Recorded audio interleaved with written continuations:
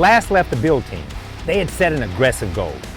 And aggressive may be an understatement. The plan? Fire this bike up at noon on the final day of on-site filming here at LaVergne High School. Now, if you saw the bike in our last update, you know that goal looked like a long shot. I mean, look at it. It didn't exactly scream, ready to race. The pressure was on, and everybody in the shop could feel it. So when things got tight, Bill mentor Billy Lane did the only thing he could. He picked up the phone and called in favors from some of the biggest names in the motorcycle world. And let me tell you, they showed up big time.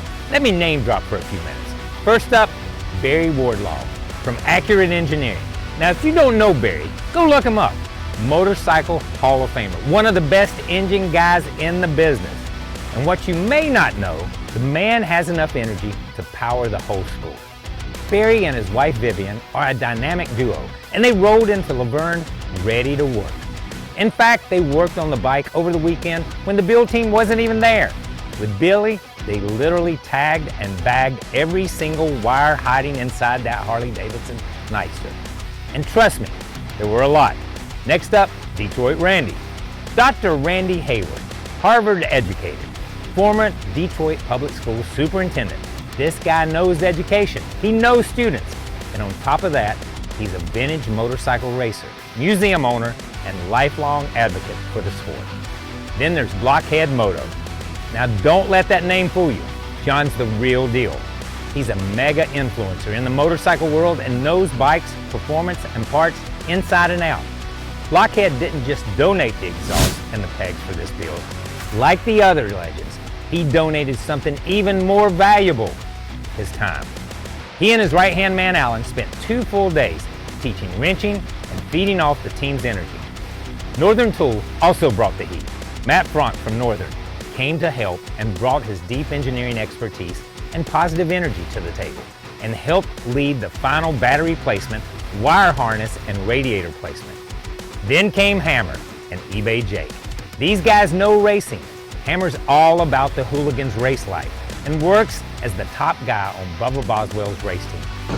And Jake, well, Jake's the life of the party and a 13-time Sons of Speed champion. Speaking of Bubba, he was here too. Longtime Harley-Davidson dealer, racer, mentor, and all-around motorcycle guy. And of course, it wouldn't be a Legends build without Scotty Parker and Dave Perewitz. Scott's been with us since the very beginning of this journey, and he's loving every second of this build. He can't wait to see the final bike, and maybe even ride it on June 6th. And then there's Dave Perewitz, the king of flames. What can I say about Dave that you don't already know?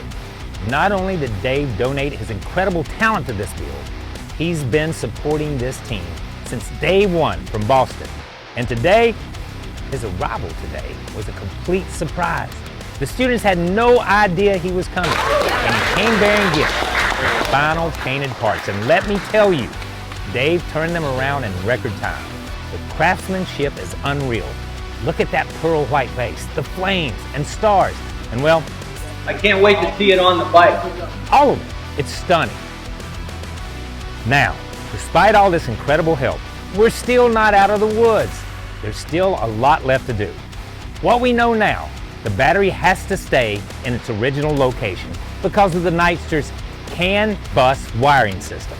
That means the students had to rework the radiator mounts with Matt because the radiator now sits above the battery. We're also targeting a 26-degree neck rate angle and a 56-inch wheelbase. Right now, we're sitting at about 27 degrees and 56.5 inches. More to do here for sure. And as of this minute, we know the front wheel clears the battery and radiator. All bets are off after the rake and leaf are adjusted. And then there's the swing arm. It's not straight. Same with the tail section mount. Both are visibly off-center and need to be fixed before this bike can hit the track. The chain drive conversion Billy built is hitting the swing arm and the tail mount, so those fixes have to still happen. Oh, I forgot to mention, because of all of these issues, Billy had to remake the gas tank last night. Yeah, while you were sleeping. He was fabricating so these kids could start this bike today. But here's the good news. In an almost miraculous turn of events, this bike is going to start. There are still a lot of things missing, but the team found the missing fuel injector. And this bike should fire up today. That's huge. The moment it fires is magical for everyone involved. That's the second when it all becomes real. For the students, the instructors, for everyone.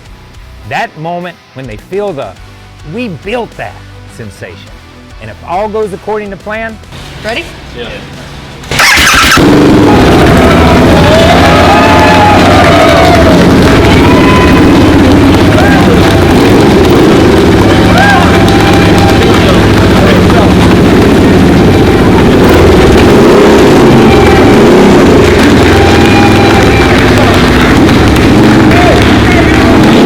after 2 long hot days in the shop, the team is in awe of how these legends showed up to help, teach, and share their gifts.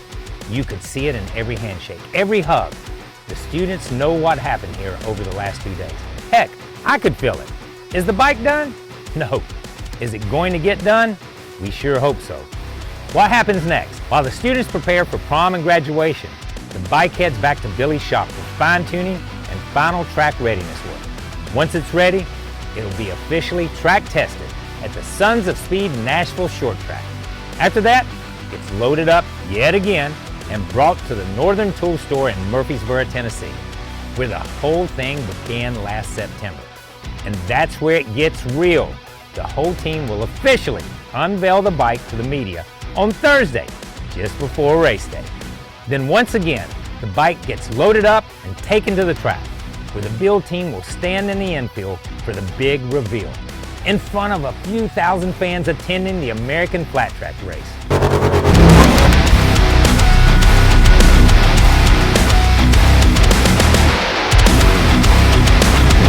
With pride and full hearts, the students will unveil the bike. Then Chris Carr or Scott Parker will throw a leg over it and take it on its victory lap around the steep banked red clay track. The students, the school staff, the students' families will all watch as the bike people said couldn't be built takes its victory lap. And I can already feel the pride those families are going to have when they see it happen. The kids, their instructors, expect a few tears, big hugs, and a resounding rally cry of, "We built that." We built that bike. I'm Kyle Petty, and the next time you see me, we'll be sharing the big reveal highlights with you after the race. Until then, keep sending positive thoughts that this bike makes it to the track.